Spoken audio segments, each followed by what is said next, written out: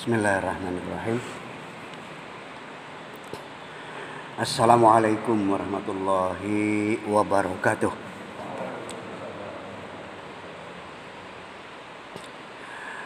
Alhamdulillahilladzi hadana lidinil Islam. Asyhadu an la ilaha illallah dzul jalali wal ikram. Wa asyhadu anna Muhammadan abduhu wa rasuluhu ad-da'i ila daris salam. Wassalatu wassalamu ala Muhammadin wa ala alihi wa ashabihi wa atba'ihi dhawis syarafi wal maqam. Amma ba'du. Rabbi syrah li sadri wa yassir li amri wahlul 'uqdatam min lisani yafqahu qawli. Ya Allah, ya Tuhanku, lapangkanlah dadaku, mudahkanlah urusanku, hilangkanlah kekeluhan, ketidakfasihan pada lidahku, agar orang-orang yang mendengarkan ucapanku memahami apa yang ku ucapkan. Demikian munajat atau doa yang dipanjatkan oleh Nabi Musa alaihi salam. Kita yang bukan nabi, bukan rasul, bahkan bukan orang yang alim banget, tentu saja sudah jelas lebih semestinya lagi membaca doa semacam ini,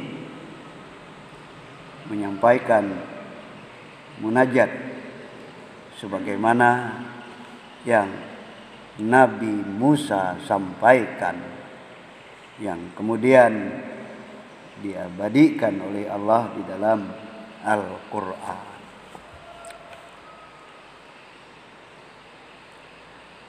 Untuk lapang dada, memang kita selalu mintalah kepada Allah, karena memang kadang-kadang ya, siapa sajalah di antara kita sewaktu-waktu merasakan ya dada yang tidak lapang, ya dada yang agak sempit, yang tentu saja karena dipengaruhi oleh situasi dan kondisi, karena dipengaruhi oleh keadaan, terutama di dalam menyampaikan ya, amanah dakwah.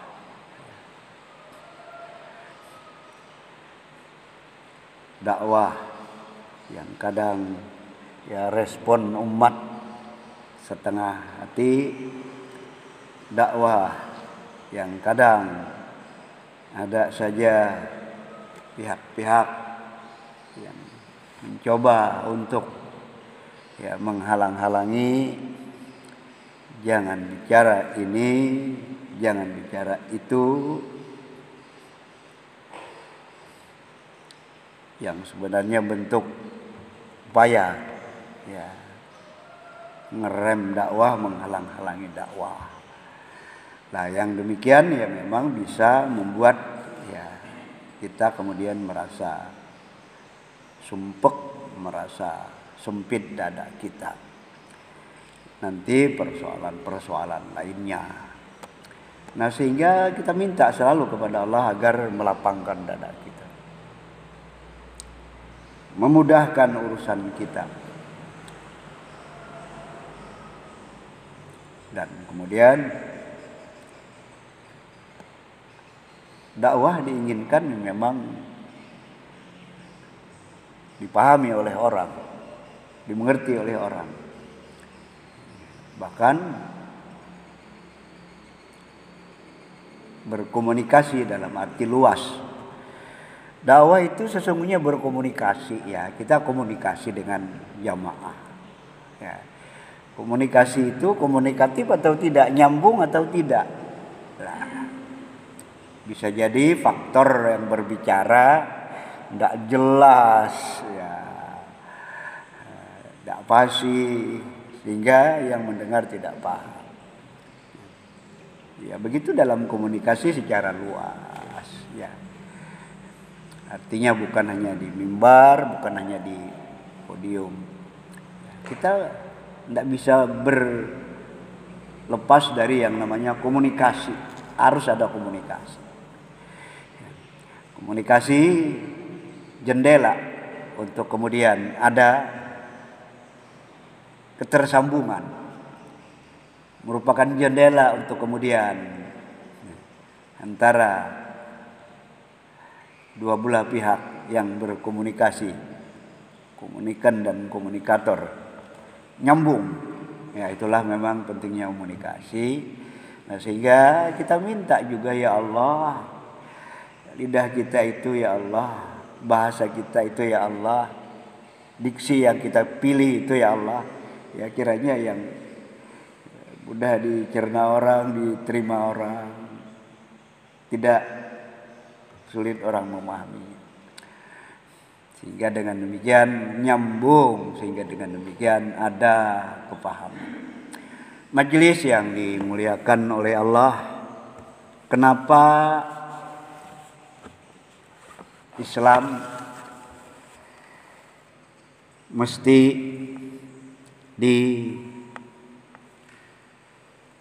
dibumikan, mesti dikejawantahkan,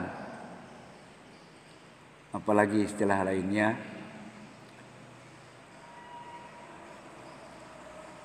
mesti diterapkan dalam kehidupan. Ya, satu pertanyaan yang memang harus kita temukan jawabannya. Saya ulangi, kenapa Islam itu mesti dibumikan? Nah, istilah dibumikan memang karena Islam itu ajaran langit. Ya, diturunkan agar membumi. Nah, dia akan membumi kalau memang dibumikan.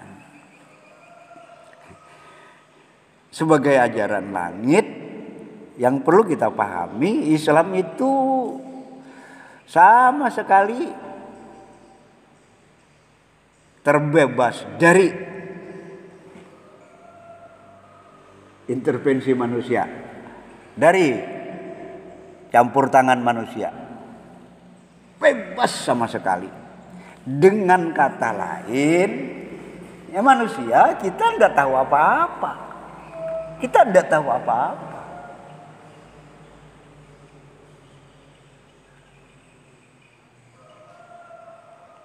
Untuk nanti kita bedakan dengan ajaran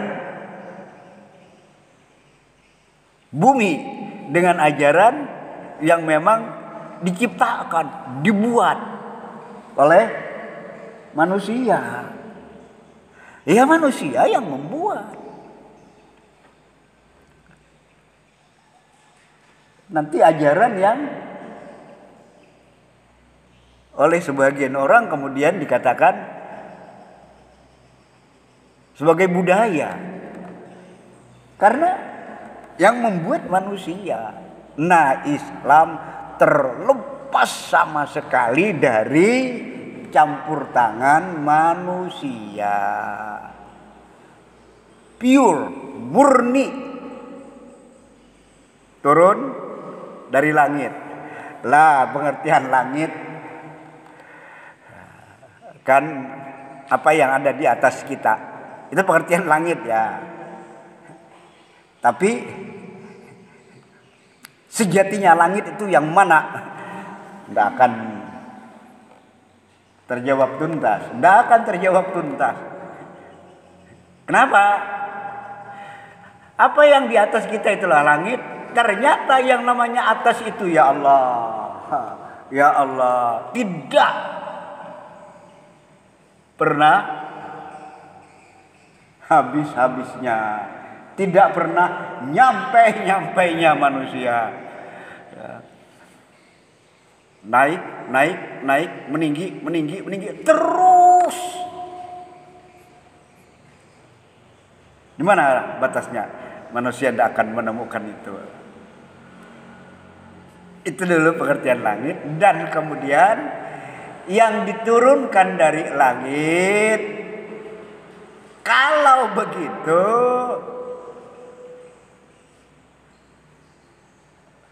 bukan berarti ya,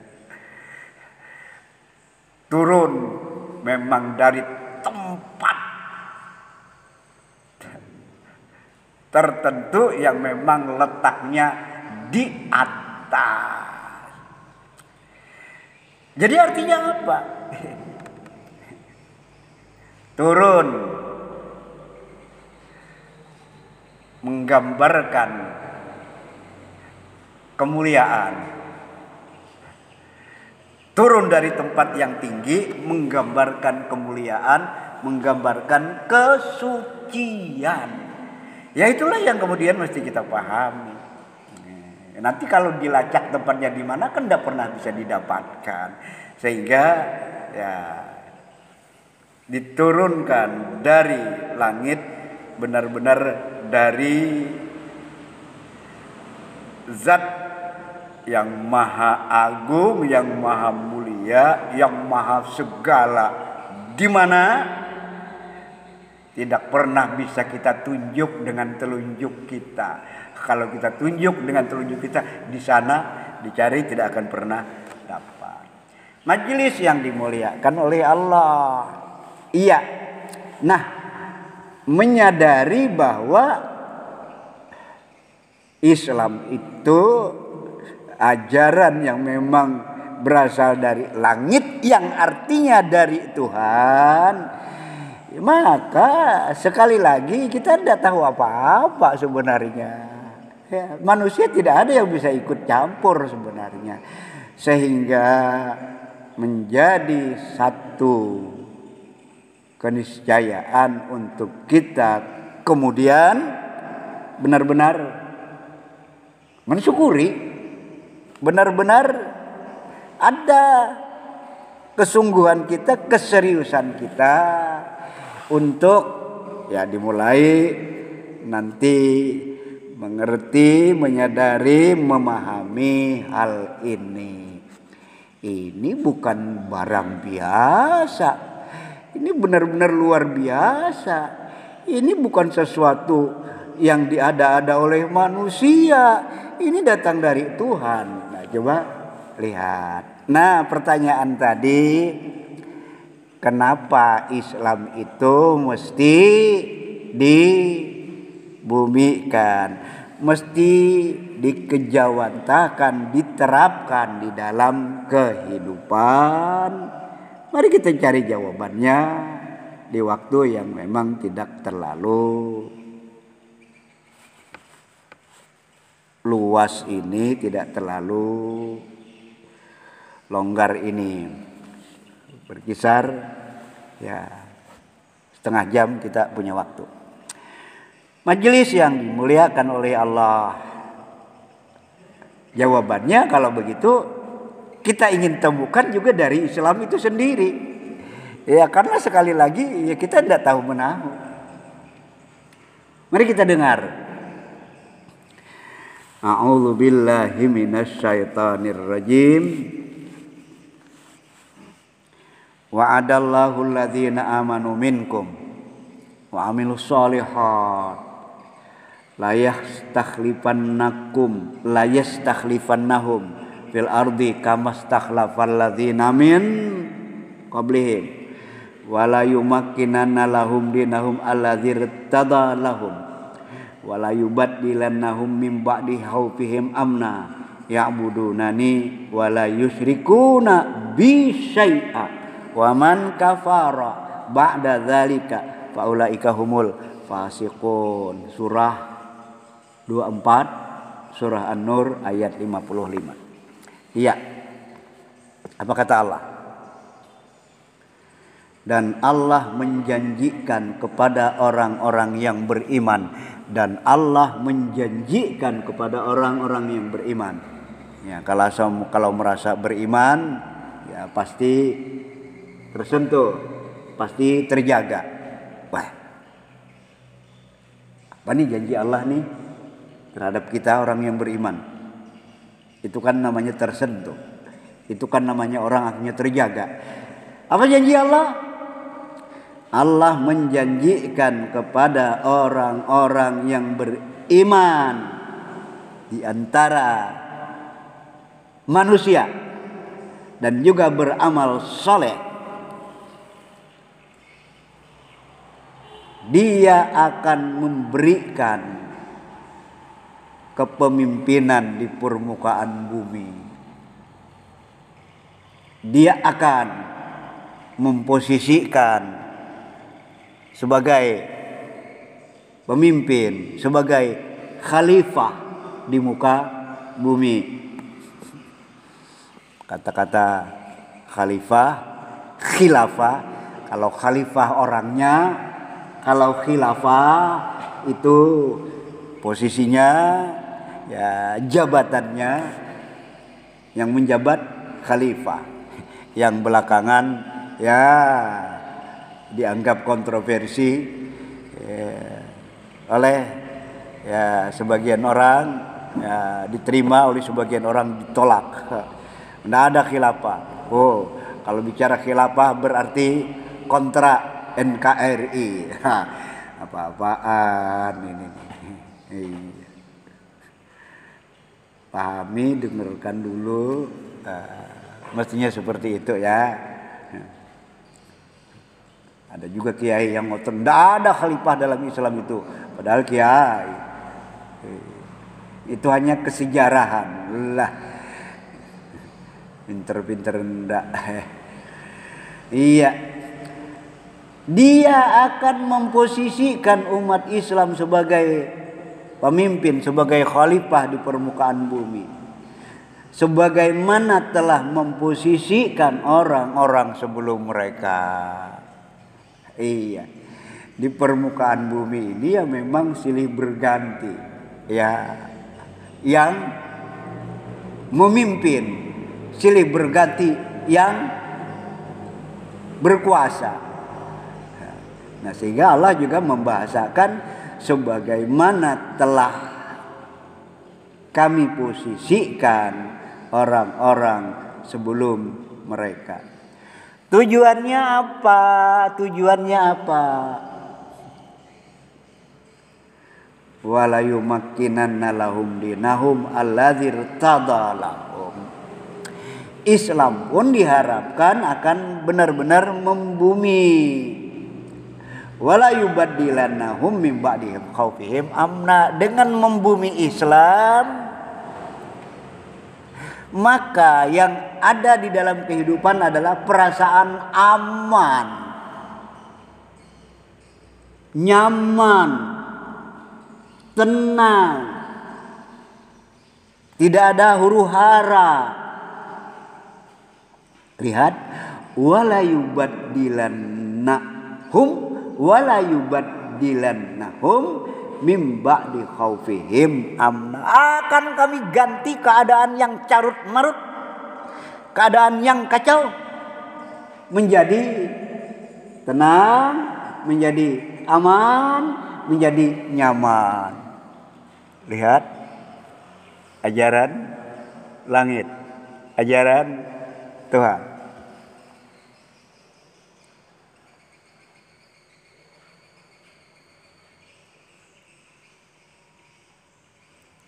Terjawab kalau gitu ya.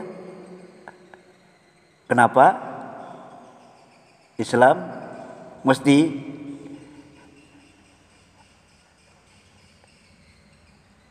dibumikan, dikejawantahkan dalam kehidupan, diterapkan di dalam kehidupan. Nanti memang Islam itu ada yang mengatur pribadi, ada yang mengatur jamaah.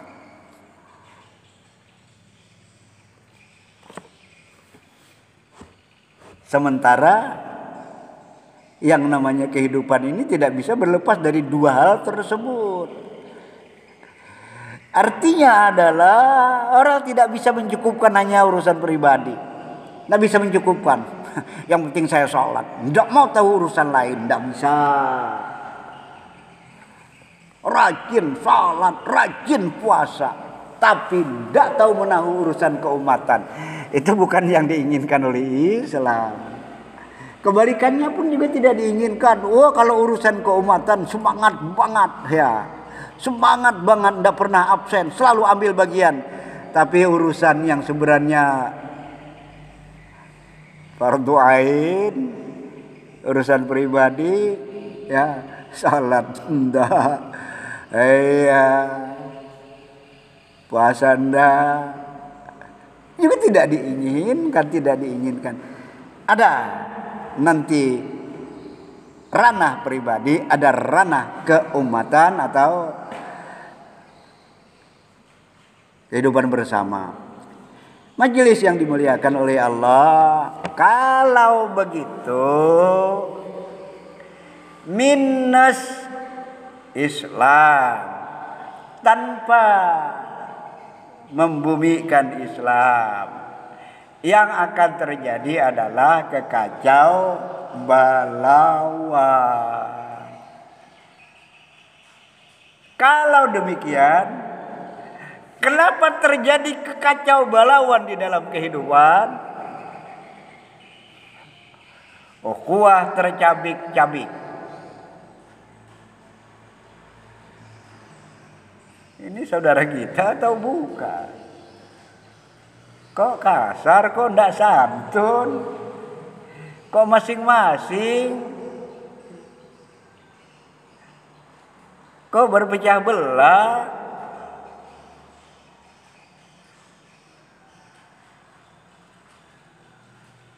Ekonominya, lah kok ekonomi ribawi?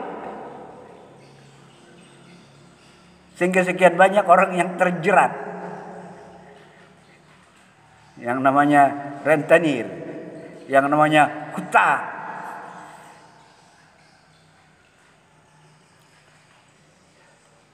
Di awal dijanjikan ini itu manis, keuntungannya sekian, tapi di belakang, oh ternyata terkuras habis yang ada, tidak bisa bayar hutang. Itu sistem ribawi, ekonomi ribawi. Apa Anda carut marut? Politik, apa Anda carut marut? Oh, sangat carut marut, sangat carut marut. Politik menghalalkan segala cara. Menista, memfitnah, mengadu domba. Ya. Itu yang terjadi. Apa tidak carut marut? Apa tidak kacau balau? Ya. Nah, kenapa terjadi kecarut marutan? Ya akhirnya terjawab juga kan. Tidak lain, tidak bukan disebabkan Islam di abaikan. Majelis yang dimuliakan oleh Allah, syaratnya juga oleh Allah di ayat ini dikemukakan bagaimana Islam itu benar-benar membumi. Bagaimana agar Islam itu benar-benar menggejawantah dalam kehidupan. Ya'budunani wala yusyrikuna bi syai'a. Nggak sulit kok, nggak ribet kok. Ya'budunani,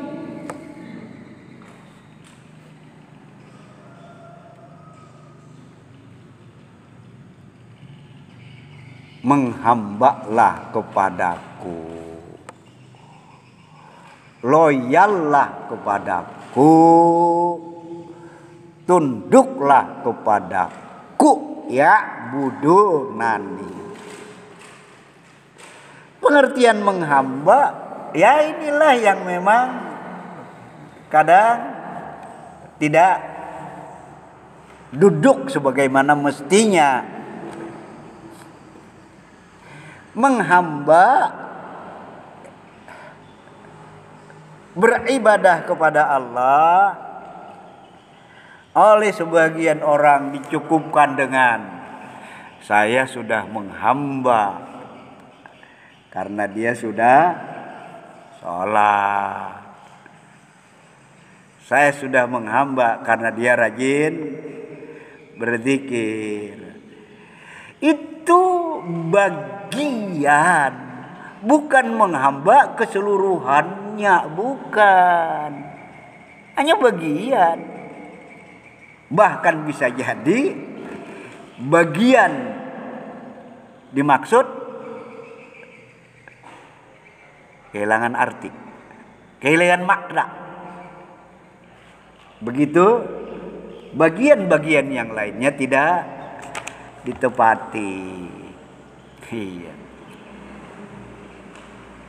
Dengar kita pernah kita mendengar penjelasan Ustadz, ya, hadis tentang bangkrut, hadis tentang bangkrut. Muflis, atadruna manil muflis? Tahukah kamu orang yang bangkrut? Ditanya oleh Nabi, para sahabat ditanya oleh Nabi, tahukah kalian siapa orang yang bangkrut? Yeah. Spontan memang pasti dipahami orang kalau disebut orang yang bangkrut adalah orang yang gulung tikar, kehabisan modal habis, untung tidak didapat, bangkrut. Ya kata Nabi, orang bangkrut yang kumaksudkan adalah bukan itu, bukan yang biasa dipahami banyak orang. Tapi orang yang bangkrut adalah orang yang salat, orang yang puasa, orang yang juga berzakat, bahkan juga haji. Tapi dia bangkrut. Kenapa? Nilai amalnya habis. Nilai kebaikannya tidak didapat. Kenapa? Bisanya nilai kebaikan tidak didapat. Syatama hadza wa safaka dama hadza wa akhala mala hadza. Dia menistakan orang yang ini, dia menyepelekan orang yang ini, dia menipu orang yang ini, dia bahkan menumpahkan darah orang yang ini. Akhirnya bangkrutlah dia. Nah, ternyata ada kaitannya dengan orang lain. Tidak bisa kita dengan kesendirian kita merasa baik, merasa benar, tapi tidak mau tahu nanti orang lain. Tidak begitu cara berislam. Panjang penjelasan hadisnya lah. Sehingga kebaikannya habis, tidak cukup ya, tidak cukup untuk menutupi atau menebus kesalahannya. Yang satu ini disakiti, ya hatinya tersakiti, terzalimi, akhirnya kebaikannya diambil. Habis kebaikannya, lantas apa? Gimana lantas? Udah habis kebaikan, tidak bisa bayar lagi. Keburukan orang akhirnya ditimpakan ke dia. Orang ini pernah dia benar-benar injak-injak hak asasinya. Akhirnya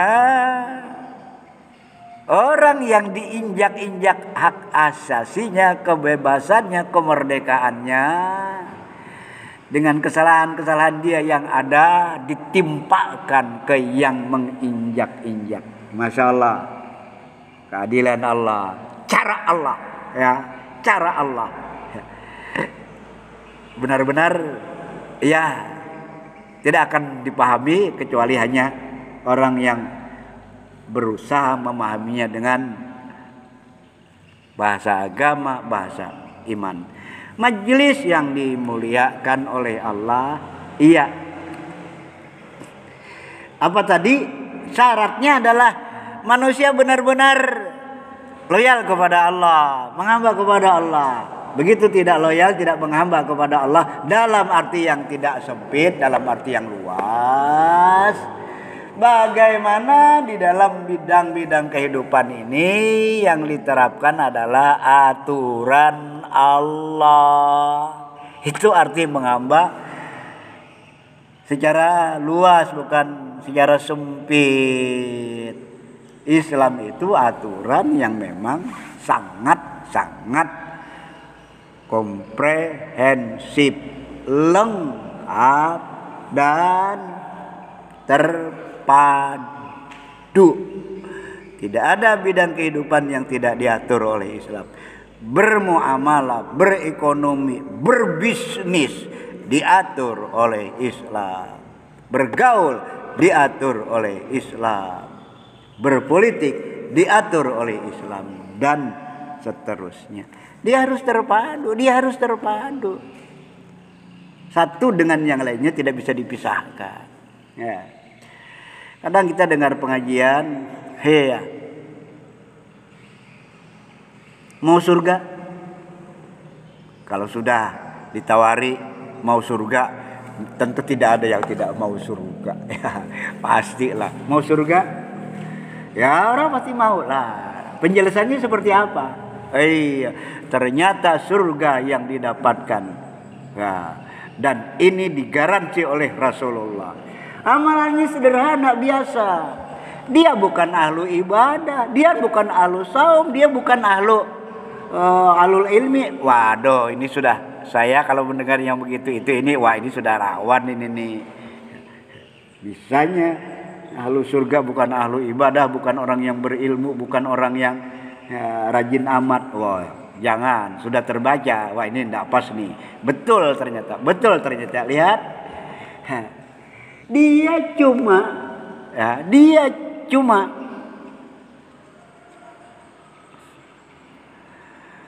meminta maaf dan memaafkan kesalahan orang lain. Cuman itu. Dan ternyata surga yang didapatkan. Nah, cara menjelaskan agama seperti ini ya memang harus hati-hati.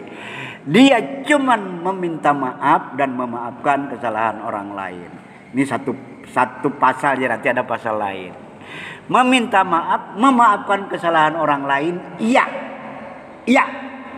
Tapi itu hanya bagian. Orang meminta maaf, memaafkan kesalahan orang lain, tapi dia bukan orang yang bertauhid. Jadi enggak? Jadi enggak? Orangnya santun, orangnya ramah, tapi dia bukan ahli tauhid. Dia bukan meyakini ketauhidan Allah. Dia ahlu syirik. Dia bukan orang yang beriman. Jadi enggak? Kan enggak jadi apa-apa ya, enggak jadi apa-apa. Ini pengertian memang pahami Islam itu secara terpadu. Ada mengkait satu dengan yang lainnya. Orangnya yang memang tekah mempertahankan kemandirian. Iya, tapi ya iman juga ndak beres juga. Kan ndak jadi. Makanya Allah di ayat ini menegaskan setelah memang mesti menghamba kepada Allah, yang keduanya ya'budunani wala yusyrikuna bi syai'a. Jangan sekali-kali menyekutukan aku dengan apapun juga. Dua hal yang justru Allah sendiri yang menegaskan agar benar-benar Islam membumi. Pertama, hanya tunduk kepada Allah. Yang kedua, tidak menyekutukan Allah dengan sesuatu. Pengertian tunduk, pengertian menghamba harus dipahami secara menyeluruh, jangan dipahami secara sempit. Wa man kafara ba'da dzalik. Siapa yang justru kemudian ingkar setelah ada penjelasan dari Allah, yang kafir setelah Islam itu disampaikan, faulaika humul fasikun. Mereka itulah orang-orang yang fasik, orang-orang yang memang tidak berbuat taat kepada Allah, yang hanya melanggar hukum-hukum Allah.